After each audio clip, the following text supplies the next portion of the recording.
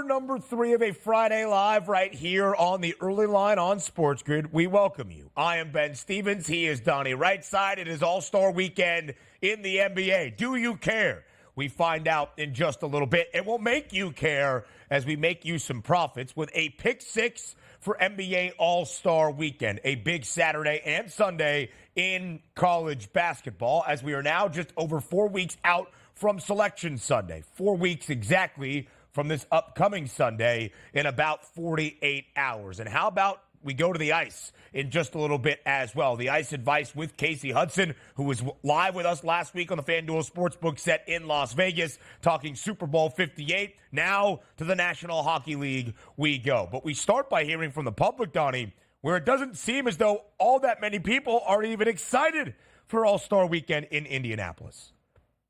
Yes, and also the fact of the matter is we joked about it yesterday. Like next week, early week, we're going to spend a lot of time talking college basketball, and rightfully so. Why? Because they'll be playing games here. We're not going to see the NBA play a regular season game until next Thursday. So the question should have probably popped in there, not only no All-Star game, but would you rather just have a full slate of NBA games on Saturday and Sunday this week? I'm sure most people would rather see that. So I don't know if we're dating the All-Star game at this point, but there's not necessarily a need for it anymore. But if we were voting, and we did vote, for me, it's a skills competition because still, going back to my childhood, loving the dunk competition, I think it'll be interesting once again this year. So the All-Star game itself, it's not really interesting anymore. We watch all of these superstar athletes play on a night-to-night basis as we welcome in the radio audience. You're watching and listening live here to the early line on a Friday morning edition. It's Ben and Donnie, Sirius XM Channel 159, breaking down the All-Star competitions and what we like and dislike. And quite frankly, Ben,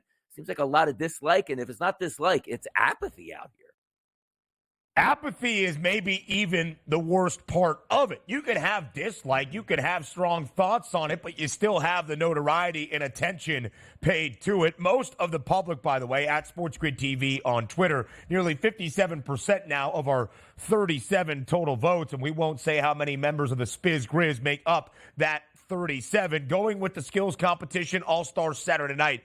As Donnie said, a couple of replies. Our guy, Jordan Pensil, I hope I'm pronouncing his last name correctly, said, none. Lol, I'm tired of the All-Star games. In all sports, get rid of them. Pro Bowl doesn't have a lot of love. I still think the All-Star game in Major League Baseball is fun, the Midsummer Classic, the Home Run Derby. I still think All-Star Weekend is fun, but it's lost a little bit of its luster. Bill Bigsby, NBA All-Star game is a joke now.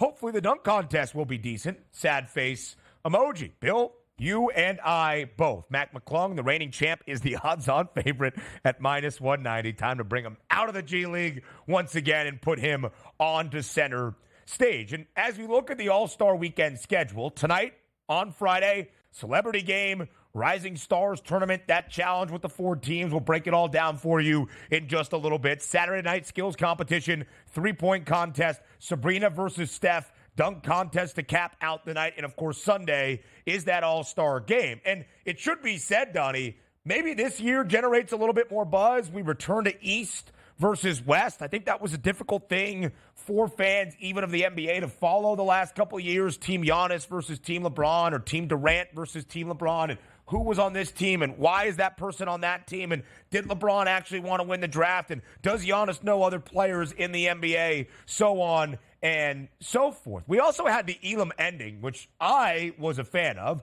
as the NBA was trying to make the All-Star game more competitive. The Elam ending was you take the final scores of the teams at the end of 3 quarters. Whoever had the most points, whoever was in the lead, you would add on 24 to that number. So let's say that Team LeBron was up 125-120 at the end of the 3rd quarter. You add on 24 to 125, that's 149. That would be the ending number the teams had to reach in an untimed quarter.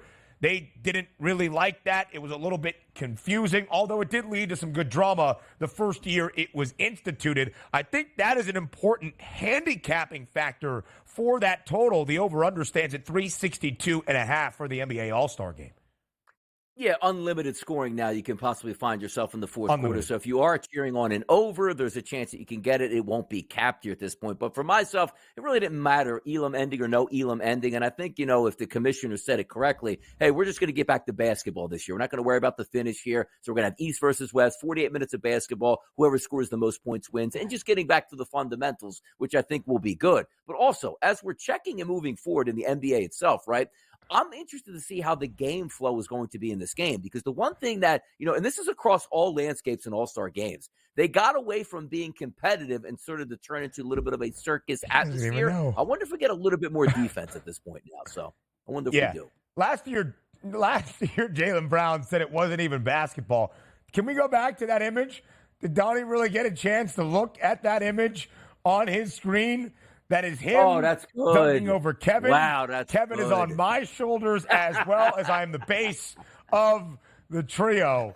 Now, that might bring back the intensity and the environment and the fun to NBA All-Star Weekend. Who are the three original players? Yeah, who are? Now, hold on. I mean, Donnie's got the hops. We know that. Now, hold on. Now, hold on. Hold on. Put that graphic back up on the screen, because I'm looking at it on my return monitor, which I don't get to see it that big. So we're taking a look. Like, I don't think the order is correct. Like, I should be the one dunking as the athlete here, but no way Ben is holding up Kevin there in the middle. Like, Kevin should have been on the bottom as the base, followed by Ben, and then me up top. So the fact that Kevin is being held up by Ben is very, very impressive at this point. And I'm glad we're able to analyze exactly what that looks like. But no way Kevin should have been in the middle at that point. But I do appreciate Kevin's enthusiasm here at me actually dunking over him at this point. It's really good. It's really good. Now, why should Kevin not be in the middle, Donnie? Is there a specific reason?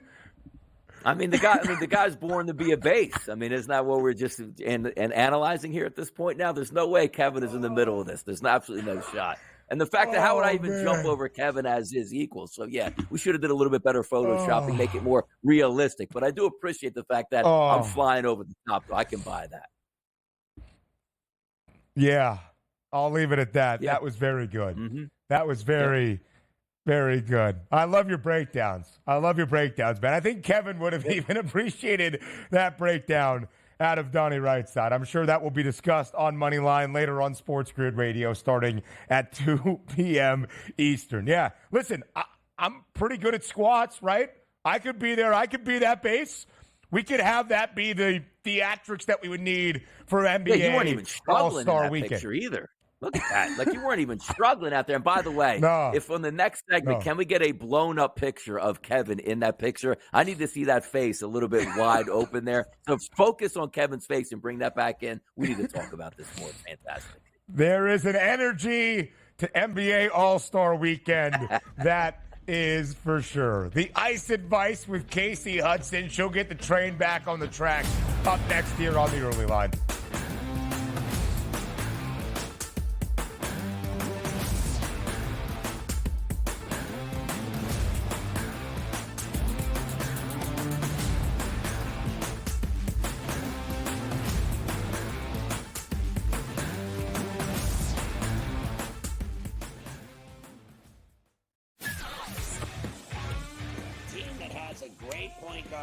A great big that can block shots, a team that can play defense, and seniors that can put the ball in the hole. That's who you bet on. You don't bet on freshmen. You don't bet on teams that don't play defense. There you go.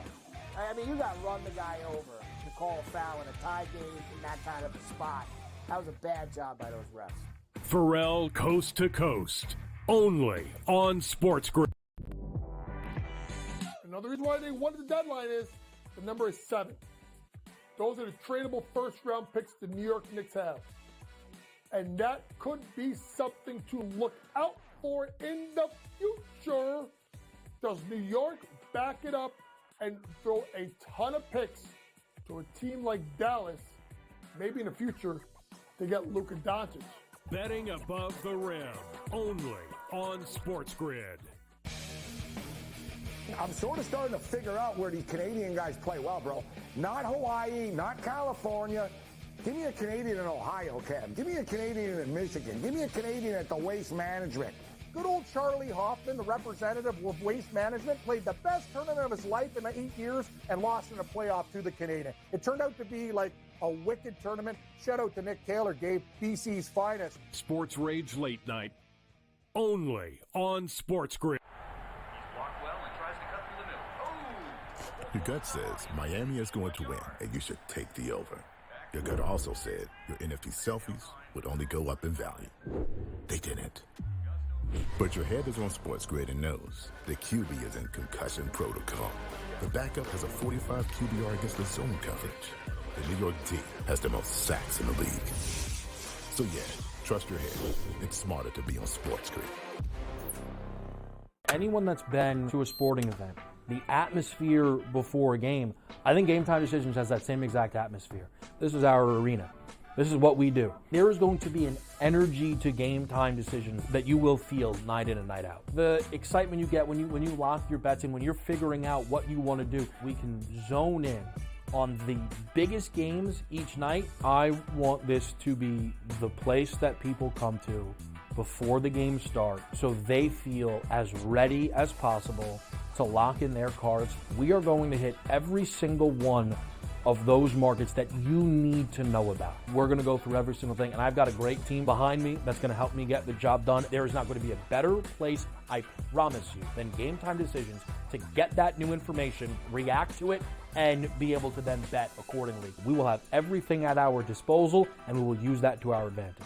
I'm Kevin Walsh. Tune into Game Time Decisions from 6 to 8 p.m. Eastern on SportsGrid.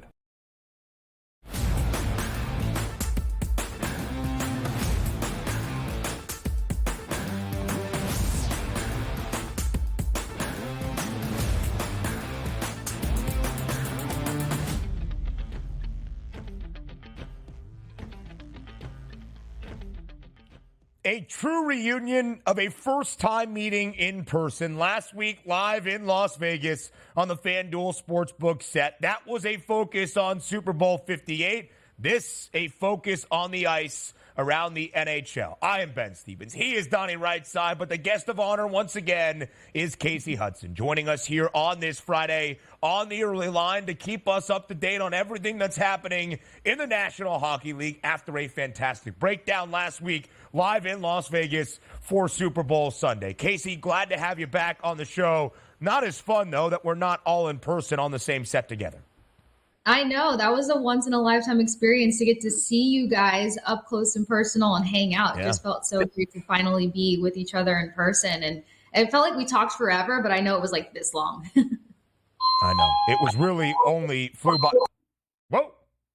There we go.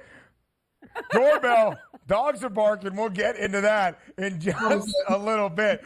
Dogs were barking on Super Bowl Sunday as well as Patrick Mahomes and the Chiefs went outright in overtime as that 2.5-point underdog in Super Bowl 58. Kacey, were you surprised by what you saw on Super Bowl Sunday in Las Vegas between the Chiefs and the 49ers? Of course, I wasn't surprised by Patrick Mahomes being Patrick Mahomes. We talked about this on the FanDuel set. They just have the tendency to kind of pull these tricks out of this very large hat. But what I was surprised about was Kyle Shanahan, yet again, some of the calls, some of the mistakes, like the Super Bowl was right there in your hands. And you guys know I technically leaned 49ers. So, yeah, I was a bit heartbroken at the end and slightly surprised. But Patrick Mahomes ended up pulling it off for his team. Betting on Patrick Mahomes, certainly never a bad thing here, Casey. But let's flip it over to the ice because a lot of big things are going on, which includes those New York Rangers. How about getting 7 goals last night in the 7-4 victory over the Canadiens? What gives with the Rangers, and how good do they look here in your mind? You know, they look pretty good. I have a tendency to kind of go against the Rangers sometimes because they get into these strides and they end up losing such winnable games. My biggest concern with the Rangers right now is that they have to start showing up in the first period if they're going to compete with some of the top teams in the East. But to bounce back like they did, once you get into playoff hockey, it's those 1- and 2-goal games. Stanley Cup Finals. So they look good. Jonathan Quick is more so their guy. Shesterkin's been very inconsistent, which has been surprising. Young players have stepped up, but most importantly, the veteran presence on this team, specifically Chris Kreider, he's been the hero. If he remains consistent, Adam Fox remains consistent, then this team is looking at a pretty decent playoff run. The New York Rangers have now won 6 straight games. They have 73 points, third best in the Eastern Conference, but an 8-point advantage for that top spot in the Metro. They're an odds-on favorite at minus 185. Casey, you talked about what the Rangers might be able to accomplish in a Stanley Cup postseason. What do you think New York's outlook is for that Eastern Conference playoff push? The Rangers tend to choke sometimes. If they heavily rely on their veterans to get the job done for them, they're going to end up looking at an early exit. And they've seen this time after time again. They know what the theme is that they have to beat heading into this playoff series. And I know it as a Tampa Bay Lightning coverage person. We've relied heavily on our veterans. We've relied heavily on good goaltending, and it's gotten a short majority of the time in these last 2 years. So they're going to have to get some more guys involved in the scoring action, not make it so heavy on their veteran presence. If they can make those adjustments, then yeah, they're going to make it to probably a third round. But I don't think they're the best in the East. I think there's always that sneaky team that gets in there. Kacey Hudson was in the arena last night. What arena was that? Amalie Arena in Tampa for the Lightning 6-3 victory over the Colorado Avalanche. What did you see from your perspective last night with your Lightning? Oh my gosh, gentlemen, I'm so happy I didn't have to come on here and talk about a loss, first of all. What I loved was the tenacity of the Tampa Bay Lightning team, and plus their ability to make adjustments period by period. They struggled with that during the season. Middle of the ice was probably one of the Tampa Bay Lightning's weakest points, and they showed that they can contend with a team that's very strong in the middle of the ice. The Avs do well with turnovers in the center, and the Bolts just continued to be puck hounds and make sure that they were owning possession. They spread out the Avalanche's defense quite a bit. They created time and space, and they were able to command most of that game, which was brilliant to see. We've talked about the Avs quite a bit here, and my biggest concern with them is their defense and their goaltending, and we saw that exposed last night by a Tampa Bay Lightning team that faces their own adversity. So the Avs are going to have to step up defensively if they want to get a good run going here, but I'm very proud of what the Lightning did last night.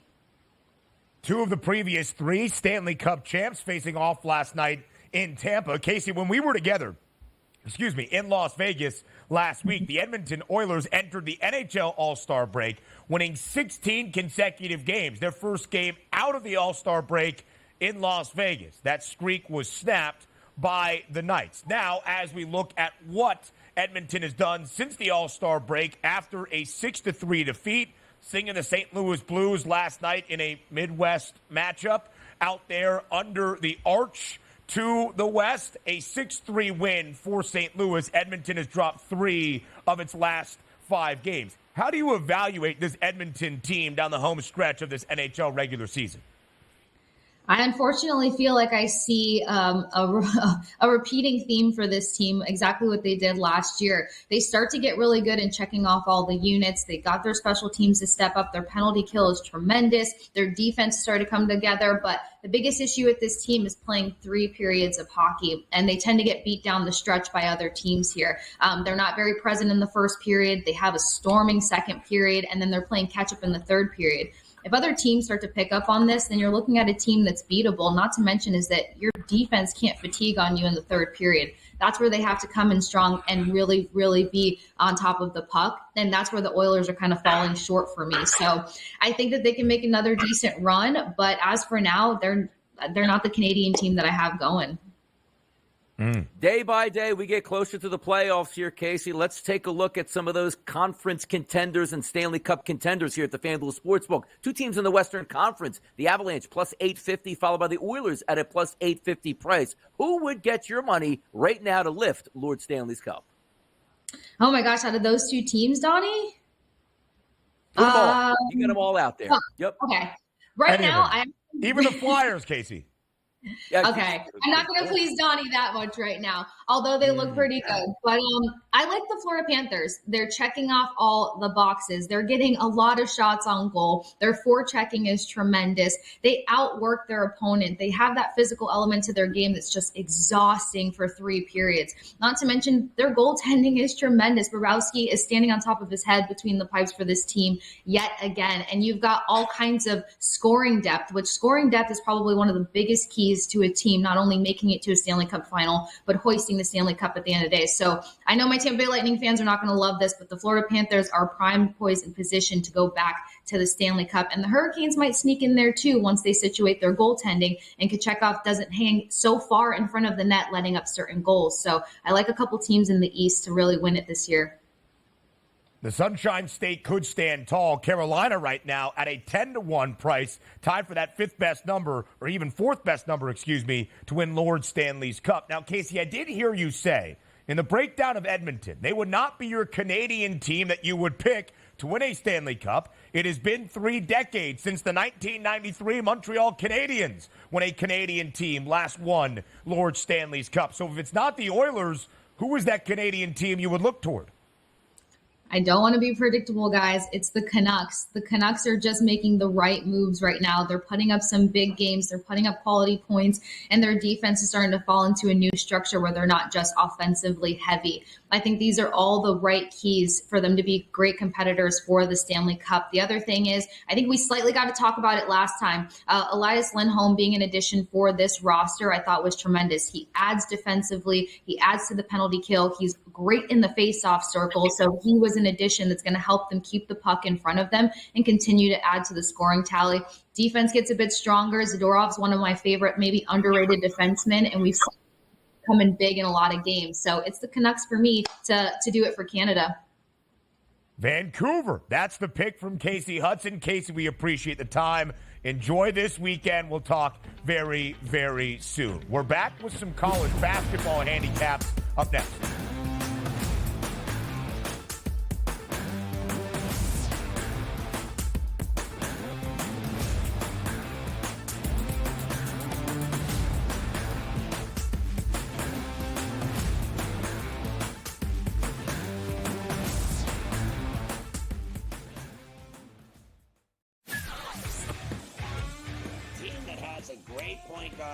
A great big that can block shots, a team that can play defense, and seniors that can put the ball in the hole. That's who you bet on. You don't bet on freshmen. You don't bet on teams that don't play defense. There you go. I mean, you got to run the guy over to call a foul in a tie game in that kind of a spot. That was a bad job by those refs. Pharrell Coast to Coast, only on SportsGrid. Another reason why they won the deadline is the number is 7. Those are the tradable first-round picks the New York Knicks have. And that could be something to look out for in the future.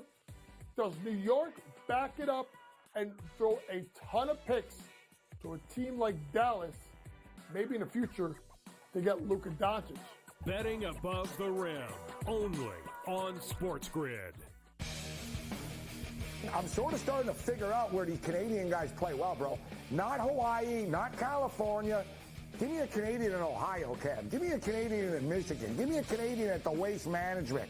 Good old Charlie Hoffman, the representative of Waste Management, played the best tournament of his life in 8 years and lost in a playoff to the Canadian. It turned out to be like a wicked tournament. Shout out to Nick Taylor, gave BC's finest. Sports Rage Late Night, only on SportsGrid. Your gut says Miami is going to win, and you should take the over. Your gut also said your NFT selfies would only go up in value. They didn't. But your head is on SportsGrid and knows the QB is in concussion protocol. The backup has a 45 QBR against the zone coverage. The New York D has the most sacks in the league. So yeah, trust your head. It's smarter to be on SportsGrid. Anyone that's been to a sporting event, the atmosphere before a game, I think Game Time Decisions has that same exact atmosphere. This is our arena. This is what we do. There is going to be an energy to Game Time Decisions that you will feel night in and night out. The excitement you get when you lock your bets in, when you're figuring out what you want to do, we can zone in on the biggest games each night. I want this to be the place that people come to before the games start so they feel as ready as possible to lock in their cards. We are going to hit every single one of those markets that you need to know about. We're going to go through every single thing, and I've got a great team behind me that's going to help me get the job done. There is not going to be a better place, I promise you, than Game Time Decisions to get that new information, react to it, and be able to then bet accordingly. We will have everything at our disposal, and we will use that to our advantage. I'm Kevin Walsh. Tune into Game Time Decisions from 6 to 8 p.m. Eastern on SportsGrid.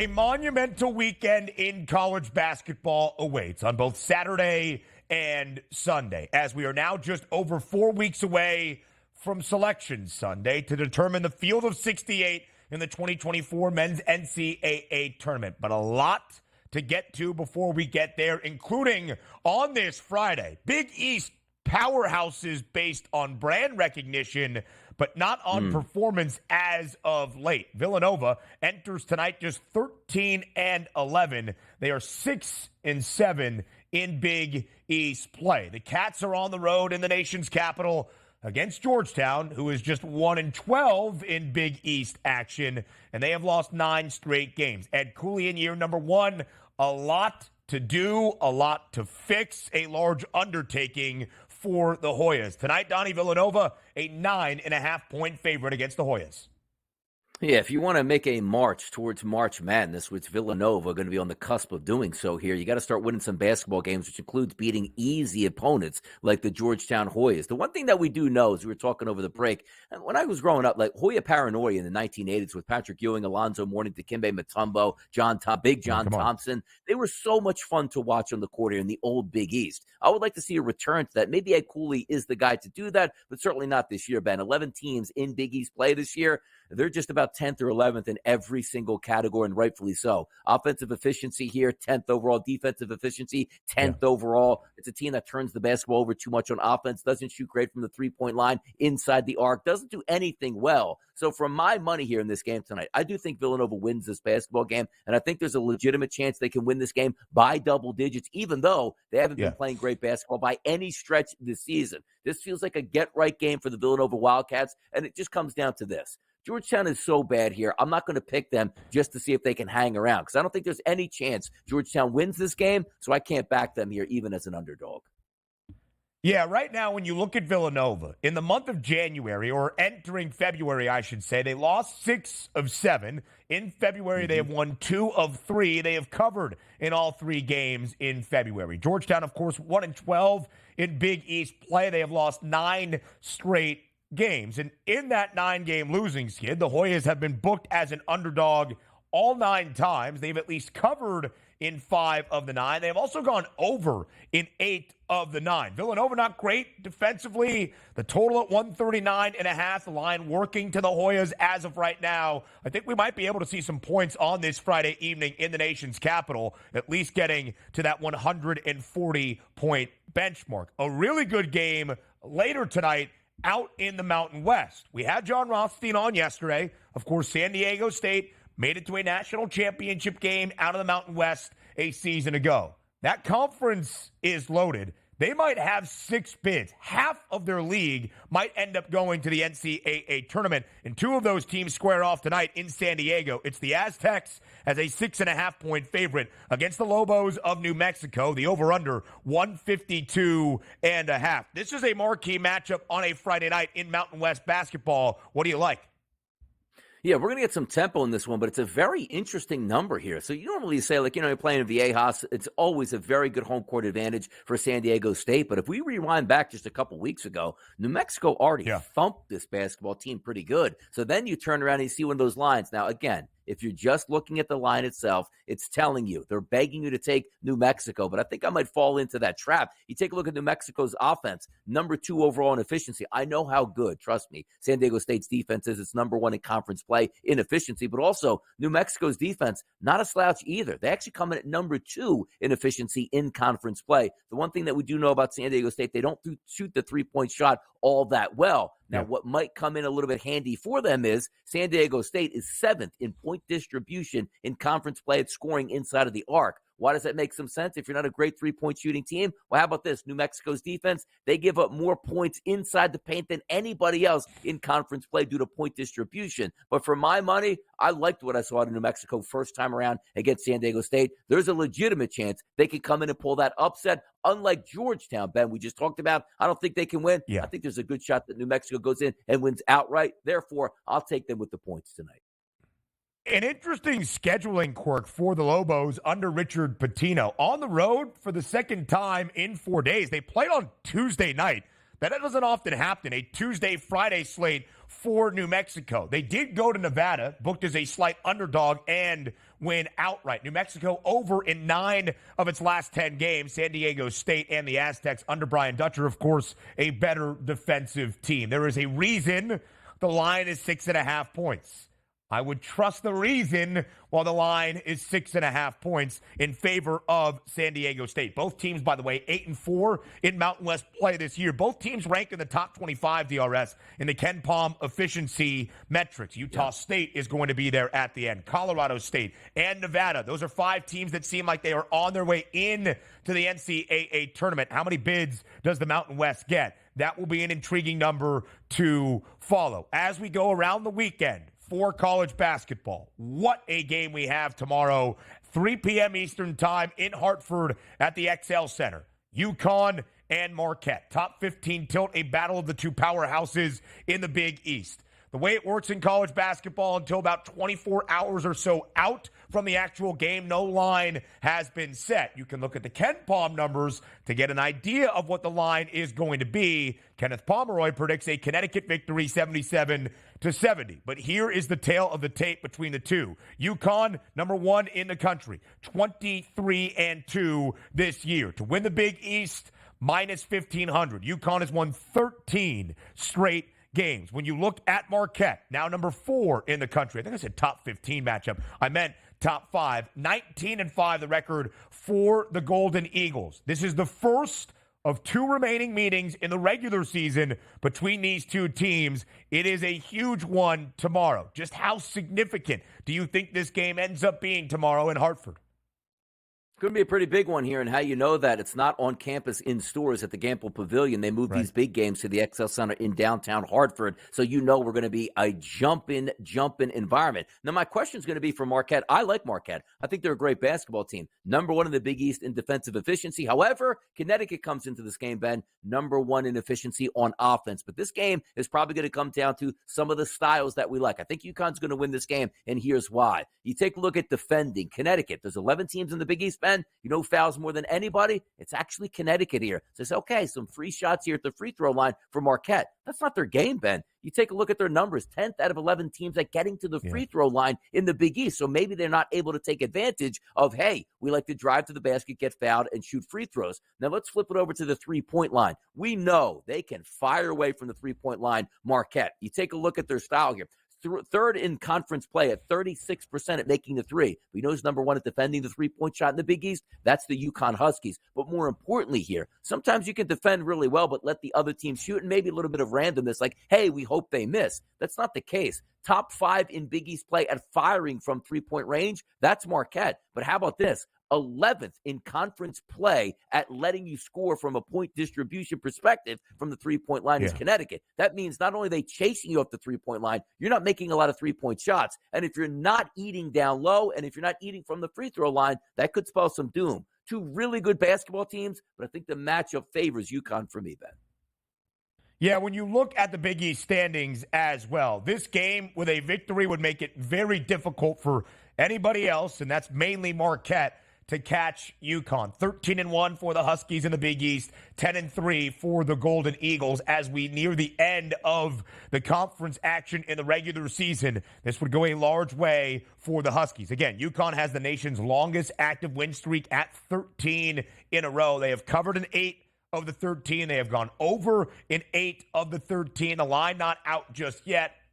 Total probably going to be somewhere in the upper 140s, mid to upper 140s, 146.5, 147.5, 148 and a hook. How many points do we see based on that assessment? And you see the odds for both of these teams. I said Marquette with its quad one opportunities could be on that one line when all is said and done in just over 4 weeks, about 30 days out from Selection Sunday. 20-1 to win the national championship. UConn a co-favorite alongside Purdue to make it 2 straight. We have not seen a national champion in men's college basketball since Florida under Billy Donovan, 2006 and 07. A plus 650 price on the Huskies. One of 3 top 25 tilts that we have tomorrow, but it's a marquee slate on Saturday. In Norman, it's Kansas and Oklahoma. Huge game in the SEC between Kentucky and Auburn as well. We know how good the Tigers have been in the jungle. I expect to see some points tomorrow night against a Kentucky team that's not very good on the defensive end of the floor.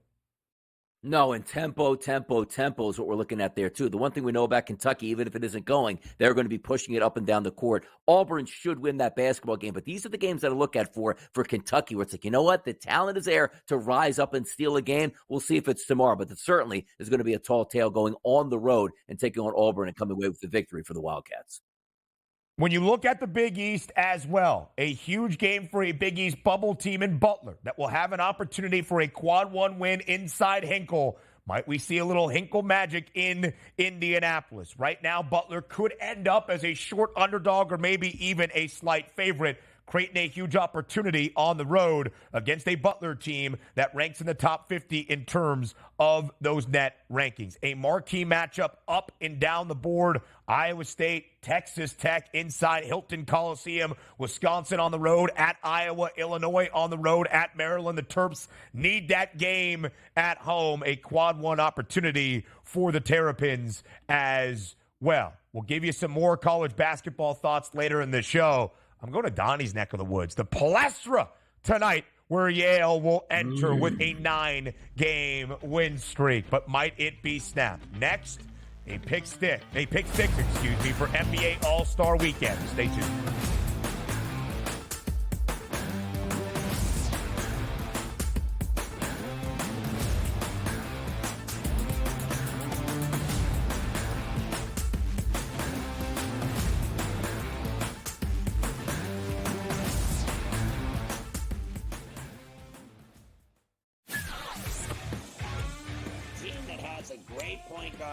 A great big that can block shots, a team that can play defense, and seniors that can put the ball in the hole. That's who you bet on. You don't bet on freshmen.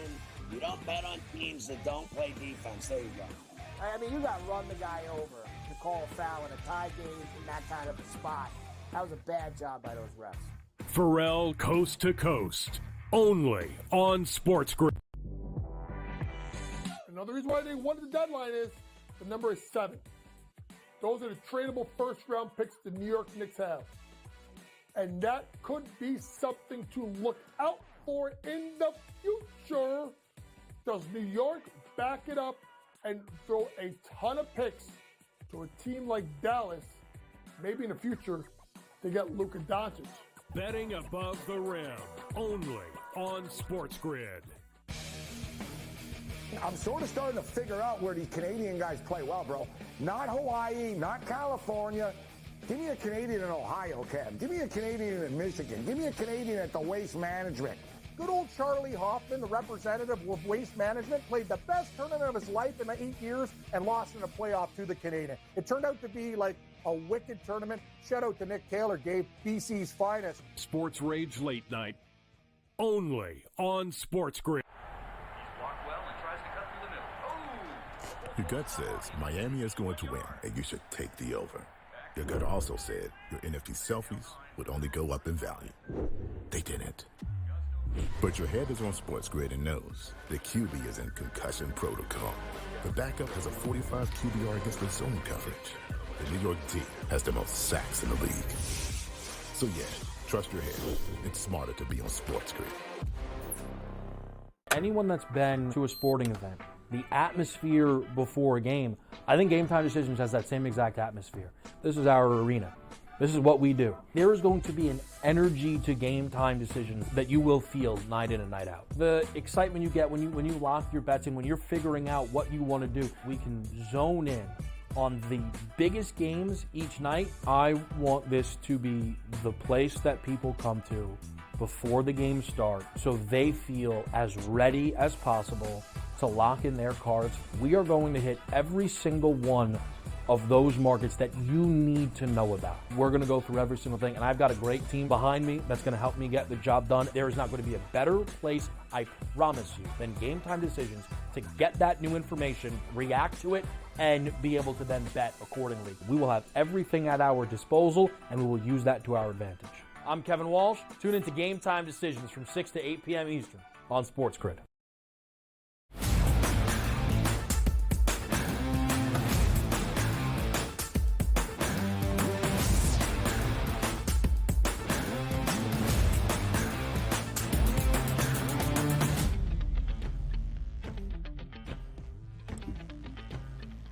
I say it again. It's All-Star Weekend in Indianapolis for the NBA. You might be thinking to yourself, All-Star Weekend doesn't have what it used to. Why should I care about the All-Star game? The dunk contest is kind of fun, but Mac McClung plays in the G League. It feels like they're cheating. We're about to show you why it's important, why it's significant, and why we can make you some profitability over the next 3 nights in Indianapolis for the NBA's All-Star Weekend. We have a pick six, even not on a football Friday, but an All-Star Weekend pick six. Here is how it will work. We will go over pretty much every event you are going to see. The All-Star Game on Sunday, an All-Star Game MVP, dunk contest winner, three-point contest winner, skills competition winner, even the Rising Stars Challenge and Tournament. Which team ends up on top? You will not want to miss Donnie Rightside going over Team Detlef and its roster. Again, let's run through the All-Star Weekend schedule just so everybody knows. Tonight, it is a celebrity game, and it is that Rising Stars tournament. Tomorrow night, All-Star Saturday night, the skills competition, three-point contest, Sabrina Ionescu versus Steph Curry in their own three-point showdown, and that singular match, and then, of course, capped off by the dunk contest. Then, on Sunday night, the actual All-Star game, a return in the format to East versus West.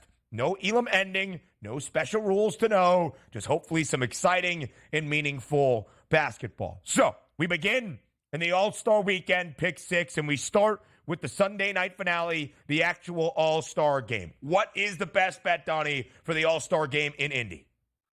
Yeah, I'm going to keep it with the West, who I do think is the better team at -3. Now, granted, it's an all-star game. How serious are some of these players going to take it? We'll find out. But if I do look up and down the roster, I think there's a decided advantage with the Western Conference here. So I'm willing to lay the -3 in an all-star game. Again, competitiveness, we'll see. Hey, is it more the younger guys want to play? The older guys are like, hey, you know what? Now it's your time to shine. I'm going to buck that trend there. And I'm going to say that the West is better, top to bottom, and they'll win this basketball game.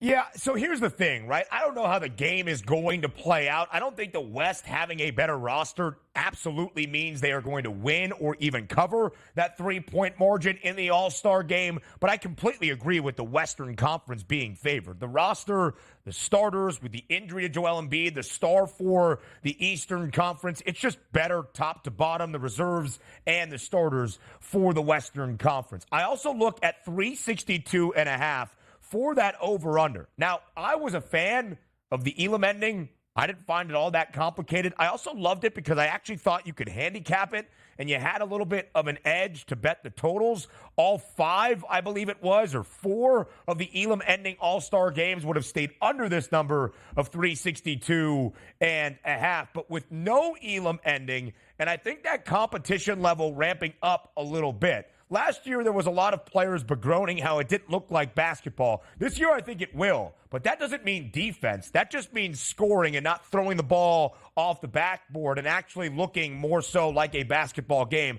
I'm going over 362.5.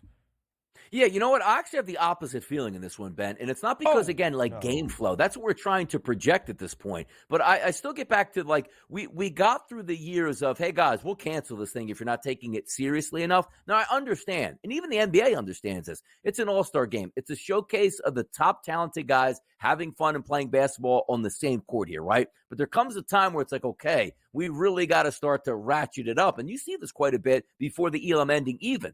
3-4 minutes left in the game, they're playing really hard defense because they want to win the basketball game. So I look at that number, which was as high at the FanDuel Sportsbook at 363, and I thought the under was the play because, again, it's not like, well, I think this team's going to shoot this much or I think the three-point line is going to be open. It's all open.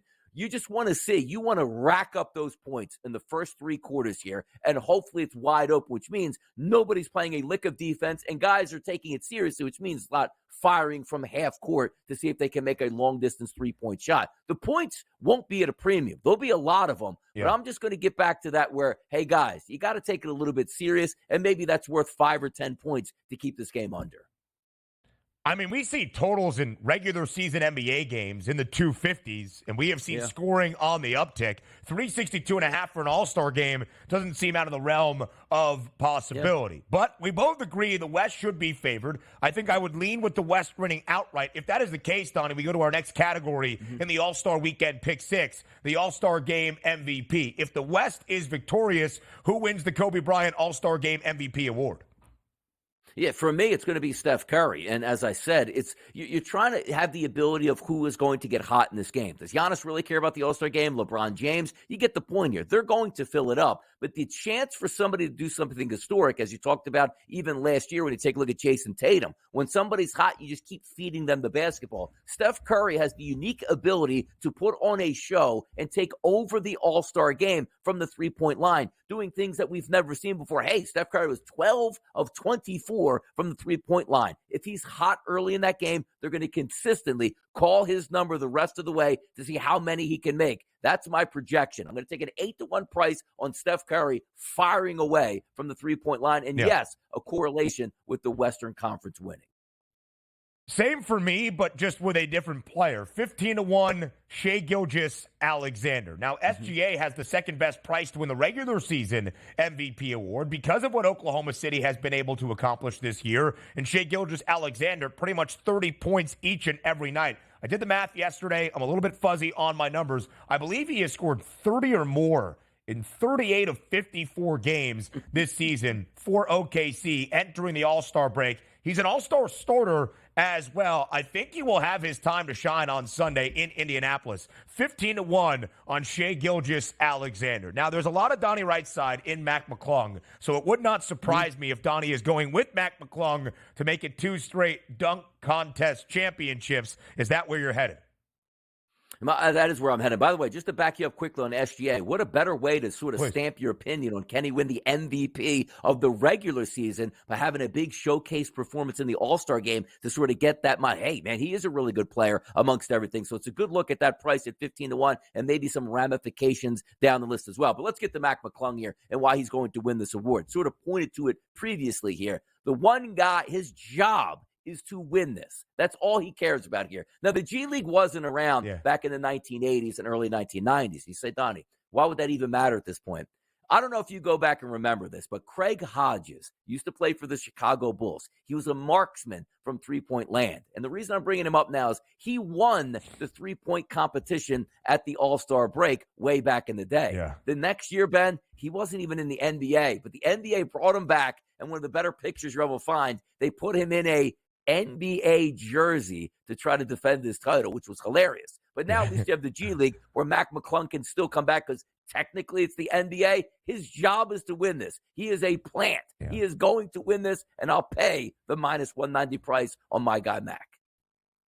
24.5 points per game, the average for Mac McClung with the Osceola Magic right now. He's having a pretty good year. He is the odds-on favorite for a reason. I like the idea he's a plant. They're like, Mac, 2 months out from the All-Star game, a month out from the All-Star game, dunk contest in 2 weeks. How is everything going? You're looking good? You feeling healthy? You ready to jump? That's what Mac McClung brings. I'm going to Jaime Jaquez Jr., the rookie who has had a great rookie season for Miami out of UCLA, the native of Camarillo. If you look at Southern California dunk contests with some of the brightest talent in high school basketball, Jaime Jaquez would put on a show. You might remember him from his time at UCLA when the Bruins made their deep runs in the NCAA tournament, being more of a low post present, playing below the rim. My man can do it. And my man can put on some dunks that I think he will put on display tomorrow night in Indianapolis. Give me the long shot. Plus 650, Jaime Jaquez Jr. to win the dunk contest. 3-point contest. The defending champ, Damian Lillard, is in the field. He is the favorite at plus 390. He is one of 8 contestants. You going with the favorite, or where are you going for the 3-point contest winner? About midway, I'm going to go Spider Mitchell here, the Cleveland squad. So I'm going to say to myself, maybe home court advantage? No, but at least it's Eastern Conference here. He will have the ability to heat it up, and I just wanted to take an even price out here at plus 750. So it's a fantastic handicap because why would you take anybody in 3-point competition? Because you think they can make 3-point shots. I think Spider's going to make more 3-point shots than anybody. Oh. There's my handicap, Ben. How do you like that? There's no handicap in this.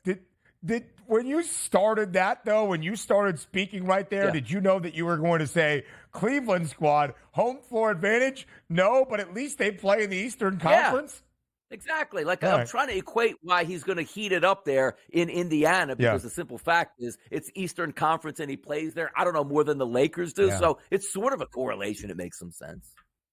Played his college basketball in Louisville, Kentucky, not all that far from the state proximity. Of Indiana. Midwest. There you go. Yeah. I like how you're looking at it. Midwest, Kentucky. We'll have Midwest. A different conversation for a different day. I do like that, though. As I look at it, I actually did a little bit of handicapping, although I don't really think it matters. Trae Young, 5th most made 3-pointers per game this season at 3.3. Give me Trae Young to win the 3-point contest at a plus 550 number. Does that seem like more sound handicapping?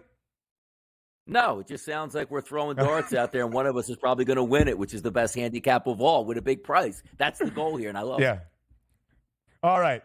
The skills competition to start off All-Stars Saturday night. 3 potential options. Team All-Stars, Team Pacers, or the favorites, the team top picks, which is former number 1 overall pick Anthony Edwards, former number 1 overall pick Paolo Banchero, and this past summer's number 1 overall pick Victor Wembanyama. They are the favorites. Who are you going with in the skills competition to start off All-Star Saturday night? A true home court advantage, and that is Team Pacers at plus 190. And by the way, why would the top picks be the favorite anyway? You think top picks care about, lower level skills competitions here? They got bigger things to worry about here, which includes their investment portfolios off of the court here. Give me the home crap. Look, you're talking about inside that arena. I can just hear it now. Just earth-shattering noise because Team Pacers is going to win this year. It's unbelievable.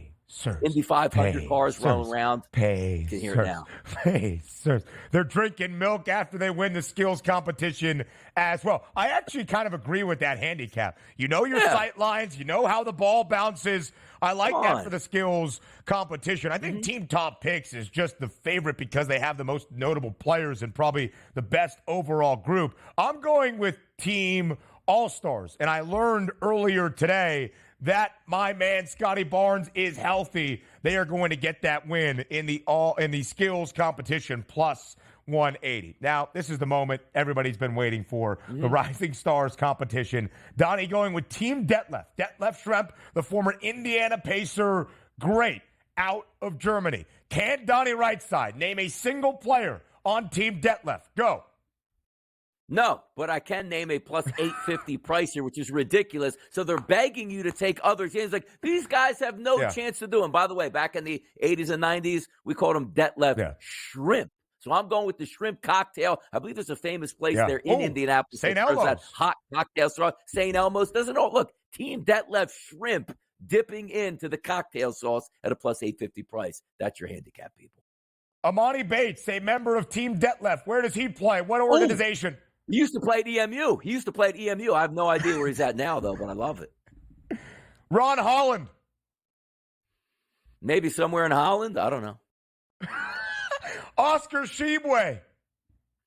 Oh, Kentucky's fame there. Look, we're locked by steal. I say 50's a steal. He's on the G League team in Indiana. Home court advantage. I like Team Jalen, but who cares? The best bet next.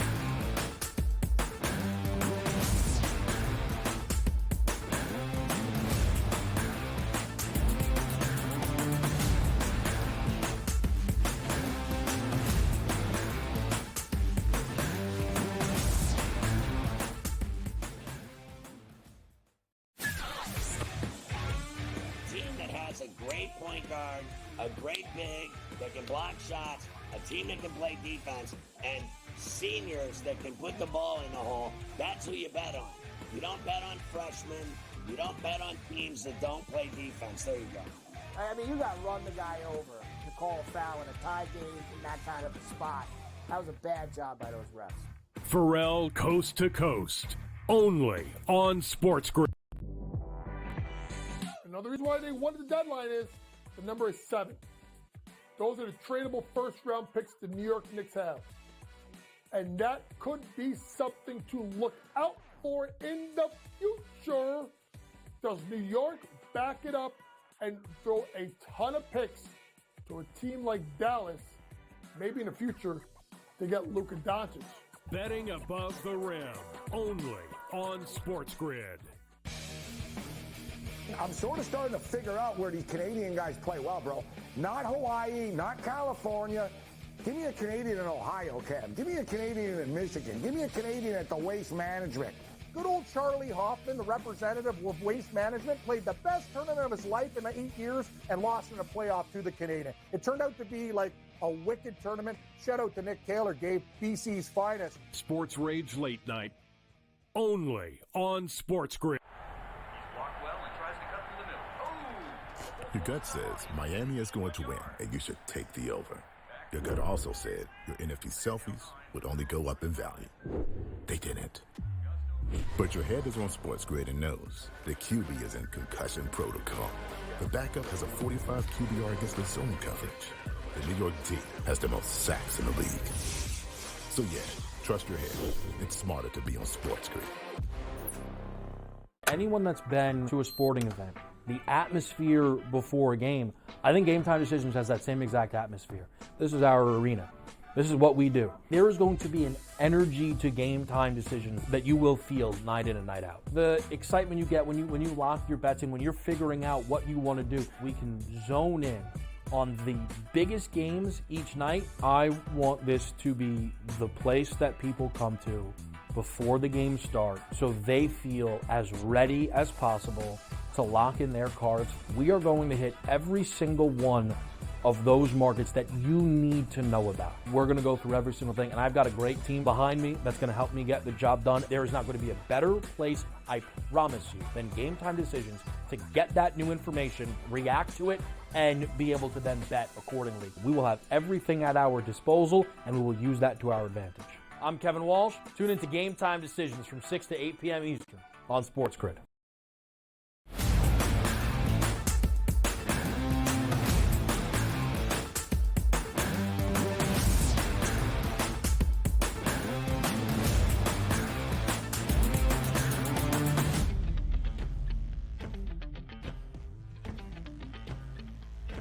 Closing out our 3 hours together, our week together, live right here on the early line on SportsGrid. I am Ben, he is Donnie, and although we may go for the weekend, the SportsGrid app never leaves your side. You can download the SportsGrid app at the Apple and Play Store or scan that QR code on your screen. Included in the SportsGrid app, 5-star plays. Those are known as best bets, and so are these. Friday night starts All-Star Weekend. You already know Donnie likes Detlef Schrempf and his team to win the Rising Stars Challenge, plus 850. I like Team Jalen at plus 310. A lot of veteran sophomore experience for guys that have already played in the NBA. Chet Holmgren, Jalen Williams, the emerging superstars in Oklahoma City. That's neither here nor there. So before we say farewell and before we say goodbye, let's give you a Friday night best bet. It's time for Bye Bye Bye.